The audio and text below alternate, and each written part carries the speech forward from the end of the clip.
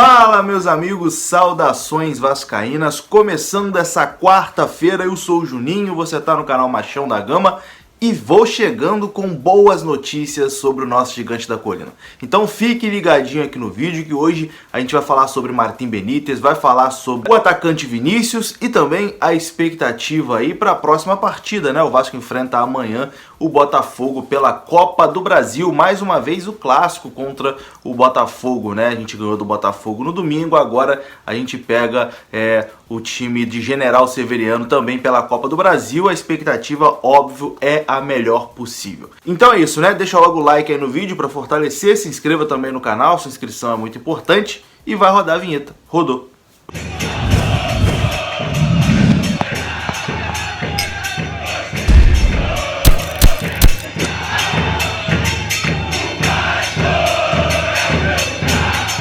Então bora lá, meus amigos, começando mais um vídeo aqui no canal. Você é torcedor do maior clube do mundo, né? O Clube de Regatas Vasco da Gama, por isso eu sei que você já deixou o like e também já se inscreveu aqui no canal. E olha, na sexta-feira começa o campeonato alemão, já teremos clássico no campeonato alemão. O Bayern de Munique recebe o Schalke 04. É isso aí, meu amigo, o campeonato alemão vai voltar e você tá me perguntando, o que eu tenho a ver com isso? O Juninho tá retardado. Por que ele tá falando de campeonato alemão? Meu amigo, também não sei. Mas foi a OneFootball que pediu para eu dar esse recado aqui para vocês. Parece que vai ter uma surpresa lá no aplicativo deles. Então, baixa agora aí a OneFootball que vai ter novidade aí sobre campeonato alemão lá. É esse o recado que eu tenho para dar. Apenas estou passando aqui o recado lendo o que me mandaram. É isso. Bom, agora sim vamos falar sobre o nosso Vasco da Gama, voltando ao normal, né? Passou essa história aí de campeonato alemão. Vamos começar falando aqui sobre o Fernando Miguel. O goleiro Fernando Miguel foi premiado e recebeu uma placa da defesa mais bonita, mas não foi aquela contra o Botafogo no último minuto do clássico, não. Foi por conta de uma defesa na cabeçada do Rafael Moura contra o Goiás pela Copa do Brasil. E o Fernando Miguel recebeu lá a placa da Copa do Brasil pela defesa mais bonita da terceira fase. Inclusive, tem uma foto aí passando na sua tela do Fernando Miguel recebendo, né, essa placa, muito feliz. E agora ele vai falar um pouquinho aí também sobre esse prêmio. Bom, estou passando aqui para agradecer pela escolha da defesa mais bonita da terceira fase da Copa do Brasil. Eu não classifico essa defesa não só como bonita, mas também como importante para a nossa sequência, para a nossa passagem de fase, valoriza ainda mais o objetivo alcançado lá em Goiânia contra o Goiás. Eu fico feliz. Meu muito obrigado a todos vocês que votaram, que elegeram, que escolheram e classificaram a minha defesa, tá bom? Então, fico muito feliz de coração e muito grato e espero continuar avançando com o Vasco nessa competição que é importante, linda, histórica e a gente quer continuar nela.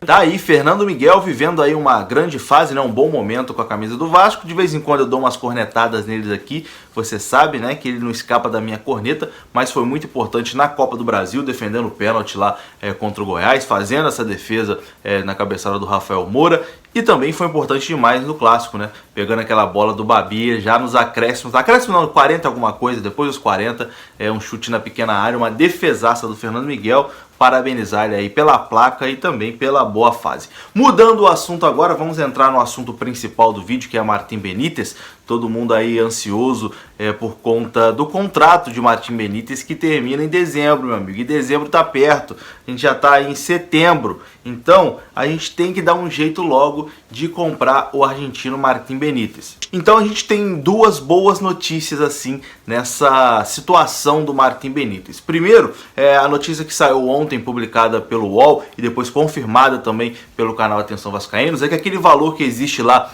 no contrato de 4 milhões de dólares, dando aí mais de 20 milhões de reais para o Vasco adquirir o Benítez, esse valor pode ser negociado e pode ser menor, né? Existe a possibilidade do Independiente aceitar cerca ali de 3 milhões de dólares, o que daria pouco mais ali de 16 milhões de reais, alguma coisa por aí. Um valor consideravelmente menor, mas ainda é um valor caro para a realidade do Vasco. Sabe que o Vasco não tem 15 milhões para pagar no jogador assim à vista. Então o Vasco está estudando estratégias, estudando possibilidades, ver se procura um investidor, se aparece alguém querendo investir na compra do Martim Benítez e deixar ele no Vasco, procurando ali recursos, né, premiação de Copa do Brasil. O Vasco tem premiação de Copa do Brasil para receber, tem a cota da televisão, da rescisão de contrato da Rede Globo para receber. O Vasco tem direito ali de mecanismo de solidariedade da FIFA por conta da venda do Alan para o futebol inglês. Então o Vasco tem alguns ativos para receber e o Vasco está procurando saber ali quando esse dinheiro vai cair, quando que essa grana entra no clube para poder bolar ali a sua estratégia para comprar o Martim Benítez. Mas o Vasco vai fazer todos os esforços possíveis para manter Martim Benítez em São Januário. É a prioridade do clube hoje, a permanência do argentino.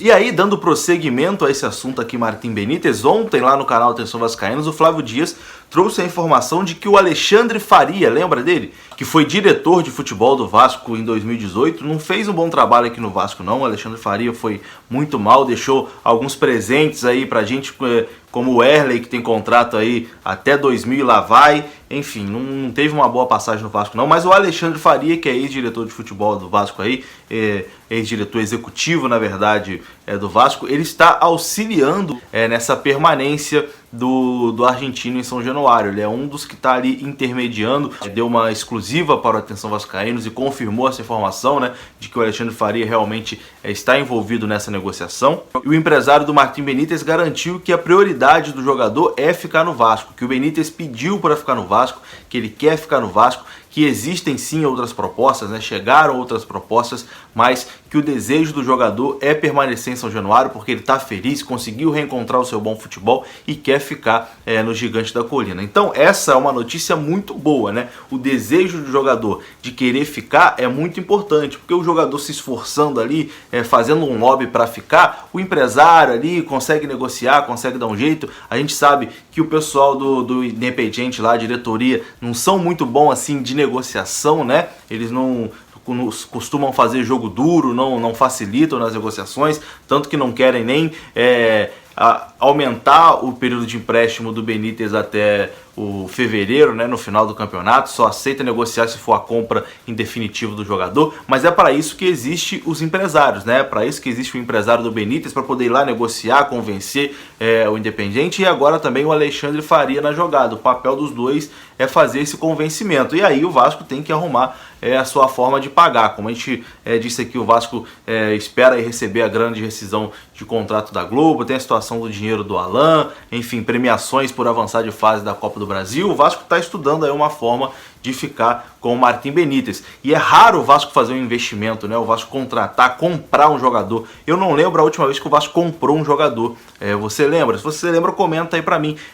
O Vasco ter desembolsado um dinheiro para comprar um jogador, realmente eu não lembro. O Vasco geralmente contrata jogadores ali, final de contrato, custo zero, empréstimo, mas fazer um investimento para comprar alguém, faz tempo que o Vasco não faz esse tipo de coisa, né? Não consigo nem lembrar que talvez o Bernardo, quando o Bernardo jogou em 2011 emprestado pelo Cruzeiro, depois o Vasco adquiriu o jogador em definitivo. Talvez, eu acho que o Éder Luiz também, o Vasco fez isso em 2011. Eu acho que foi por ali, 2011, 2012, que o Vasco fez um grande investimento para poder ficar com os jogadores. Então tá na hora, né? 10 anos já, quase 10 anos sem fazer um investimento para contratar um jogador. Chegou a hora de investir no Martim Benítez. O cara tem que ficar em São Januário. Hoje não dá para imaginar o time do Vasco sem o nosso bem 10, o nosso camisa 10. Então vou abrir aspas aqui para o empresário do Martim Benítez, o que ele disse ontem sobre essa situação. Vamos lá.